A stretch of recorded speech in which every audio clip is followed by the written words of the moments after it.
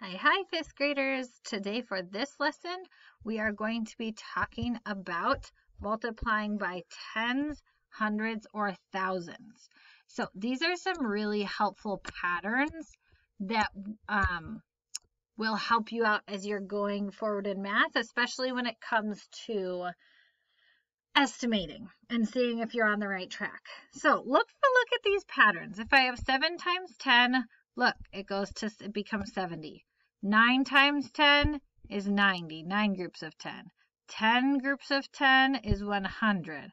12 groups of 10 is 120. Hopefully you notice that when I multiply by 10, I'm adding on a 0. It keeps going with bigger numbers too. If I have 36 times 10, I can just say, okay, 36 times 1 is 36, and then I add that 0. And this is why. It's because when we are multiplying by 10, we're moving over to the tens place. We're moving over a place value. So that 12 times 10, I'm just moving that 10 to the 100s, the 1s to the 10s, and then that's why I need to put the 0 placeholder in there. That's why I add the zeros, because everything is just moving a place to the left. So if we look here, sorry, I wanted to go back a page and actually look at this bottom section with the practice. So 60 times 10, think. What do you think it is? Well, 60, and then add a 0. Number 3, 503 times 10. I just do 503, and then put that 0 to move it over a place. 5, 6082 times 10. 6082. Add the 10. Then notice my comma also moves over because I'm moving everything over a place. 135. Add a 0. It becomes 1,350. Notice the 0 always gets added at the end. 876. Oops, 0. I did exactly what I told you not to do. I drew my comma before, but then my comma actually needs to move over. So it's 28,760. And then the last one on that column, 6010, add a 0. Even though it already has a 0 on the end, I still add another 0 when I'm multiplying by 10. Now, sometimes it's going to ask you to find the missing factors. So you have to say 8 times what is 80? Well, look, I added on 1 0.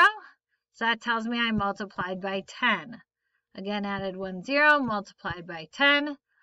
All right, now here, what did I multiply by 10? Well, now I'm just doing the opposite. I'm taking off a 0 so I can see, 528 times 10.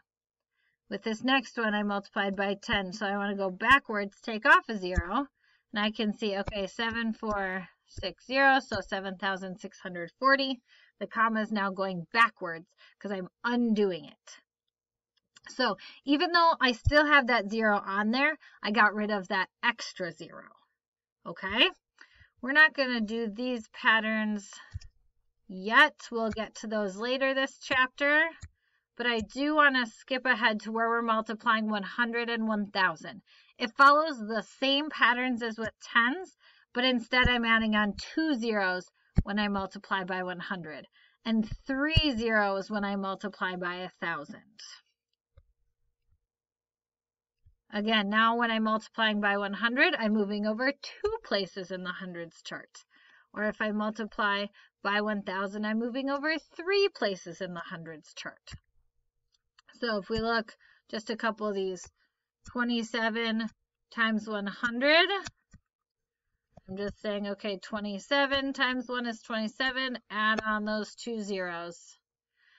Over here, 9670, add on my 2 zeros and put my comma in. So my comma moved over 2 places this time because I was multiplying by 100.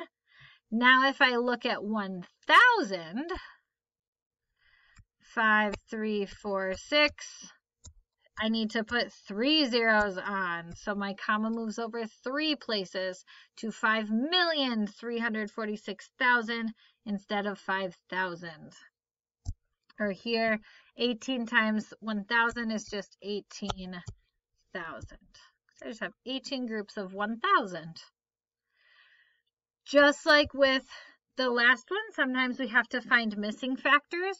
So I have to say, okay, what did I multiply by? So 26 times what is 2,600? Well, there are 2 zeros that got added on, so I know I multiplied by 100. Here, I have something times 100 equals 49,000. So I have to say, okay, because I multiplied 100, I added on 2 zeros, so I'm going to undo that, and I got 490. It's tempting to say 49, because that's the main part without the zeros, but remember, sometimes I have zeros, and then I just add on more zeros. I can always double check and say, okay, if I add on 2 zeros, am I going to get my original answer? Here, what did I multiply by? Well, I added on 3 zeros, so that means I must have multiplied by 1,000. And then here, something times 1,000 is 168,000. So because it was 1,000, I can take off 3 zeros, and I just get 168. So that is the gist of what you are doing for multiplying by 10, 100, and 1,000. I believe this is the worksheet. Yep, so multiply by 10, find the missing factors, multiply by 100 and 1,000, and find the missing factors. Please don't use a calculator. I really want you to start to see how these patterns are not as simple as, or not as hard as you might think.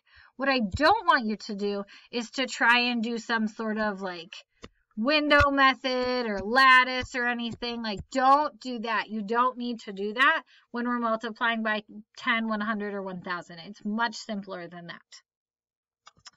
Good luck, and let me know if you have any questions.